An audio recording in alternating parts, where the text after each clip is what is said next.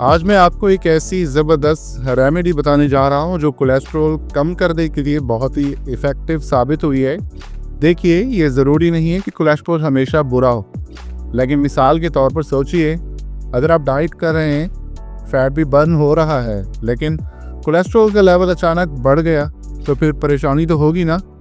अब यहाँ कुछ बातें आपको ज़रूर मालूम होनी चाहिए। सबसे पहली बात, कोलेस्ट्रॉल हमारी बॉडी खुद बनाती है। जी हाँ, टोटल कोलेस्ट्रॉल का लगभग 75% हिस्सा बॉडी खुद प्रोड्यूस करती है। सिर्फ 25% कोलेस्ट्रॉल हमारी डाइट से आता है। इसका मतलब ये है कि हमारी बॉडी को अपने नॉर्मल फंक्शंस के लिए कोलेस्ट्रॉल चाहिए होता है, और जब आप फैट बर्न करते हैं तो उसका फैट का कुछ पार्ट कोलेस्ट्रॉल भी होता है। तो नेचुरली जब आप वेट लूज करते हैं तो बॉडी उस एक्स्ट्रा कोलेस्ट्रॉल को भी ब्लड में डालकर बाहर निकालने की कोशिश करती है, और यही वजह है कि कुछ वक्त के लिए आपके ब्लड टेस्ट में कोलेस्ट्रॉल हाई नजर आ सकता है, लेकिन ये परमानेंट नहीं होता। ये सिर्फ बॉडी का डिटॉक्सिफिकेशन प्रोसेस होता है, जिसमें ये कोलेस्ट्रॉल को एलिमिनेट कर रही होती है, यानी जिस्म से निकालने की कोशिश कर रही होगी। इसलिए सिर्फ सिंपल लिपिड प्रोफाइल टेस्ट से बात क्लियर नहीं होती।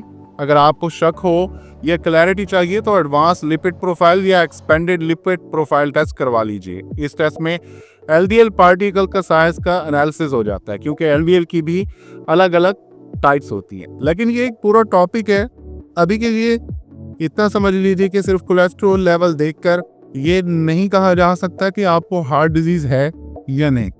उसके लिए बहुत ही बेहतर टेस्ट है, जैसे कि CAC टेस्ट, जिसको कोरोनरी आर्टरी कैल्शियम टेस्ट, जो कि हार्ट डिजीज का एक बहुत स्ट्रॉन्ग प्रेडिक्टर माना जाता है, वो करवा सकते हैं। अब चलिए कोलेस्ट्रॉल से रिलेटेड एक और ज़बरदस्त इंफॉर्मेशन शेयर करता हूँ जो शायद आपको ना पता हो। आपके जिस्म में लीवर होता है, बाइल डक्ट्स होती हैं, और गॉल ब्लैडर नाम का एक ऑर्गन होता है।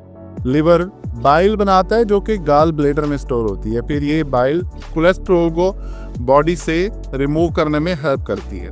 यहाँ एक बात याद रखें, बाइल एक बहुत इम्पॉर्टेंट लिक्विड है।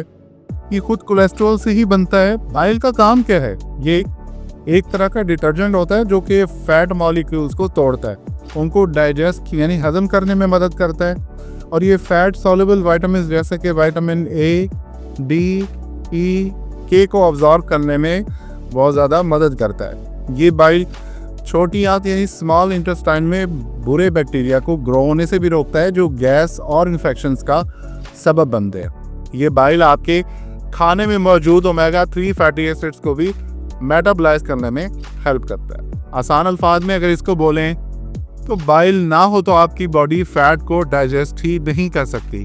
अब बाइल की 2 टाइप्स होती हैं। नंबर 1 पर प्राइमरी बाइल जो लिवर बनाता है, और नंबर 2 पर होती है सेकेंडरी बाइल साल्ट्स, जो लार्ज इंटेस्टाइन में आपके जो मौजूद गट बैक्टीरिया होते हैं वो इसको बनाते हैं। अगर आपको गट इश्यूज हैं या आपका माइक्रोबियम कमज़ोर है तो आपकी बॉडी में बाइल की पैदावार भी कम हो सकती है, और ये भी एक वजह हो सकती है कि आपका कोलेस्ट्रॉल बढ़ता जा रहा हो। इसलिए एक डाइवर्स और हेल्दी गट माइक्रोबायोम होना लाजमी है, ताकि बाइल प्रॉपरली बनता रहे और कोलेस्ट्रॉल रेगुलेट होते रहे। अब कुछ दिलचस्प स्टडीज के मुताबिक अगर आप प्रोबायोटिक्स यूज़ करें तो बढ़ा हुआ कोलेस्ट्रॉल काफ़ी हद तक कम हो सकता है। यही वजह है कि फाइबर भी कोलेस्ट्रॉल को कम करता है। क्यों? क्योंकि फाइबर गट बैक्टीरिया को हेल्प करते हैं कोलेस्ट्रॉल को रिमूव करने में।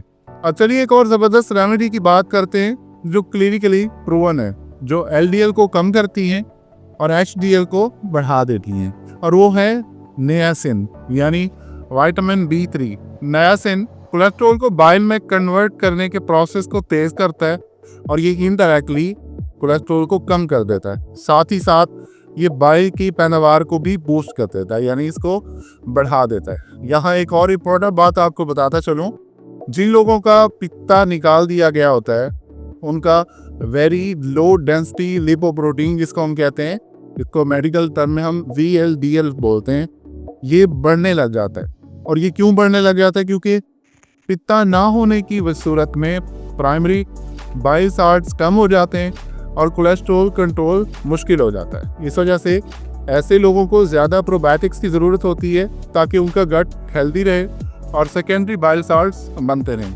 तो दोस्तों, कोलेस्ट्रॉल को नेचुरली कम करने के लिए प्रोबायोटिक्स लें, कोशिश करें फूड सोर्सेज से लेने, साथ ही साथ नियासिन लें, लेकिन नियासिनामाइड नहीं, ओरिजिनल नियासिन जिसको विटामिन B3 कहते हैं। ये दोनों चीज़ें मिल के कोलेस्ट्रॉल रेगुलेशन में बहुत अच्छा रोल अदा करती हैं। उम्मीद है आपको इस वीडियो में आपके सवालों का जवाब मिल गया होगा। हंसते रहिए, मुस्कुराते रहिए ताकि आप रहें हमेशा हेल्दी। मिलते हैं अगली वीडियो में। अल्लाह हाफिज़।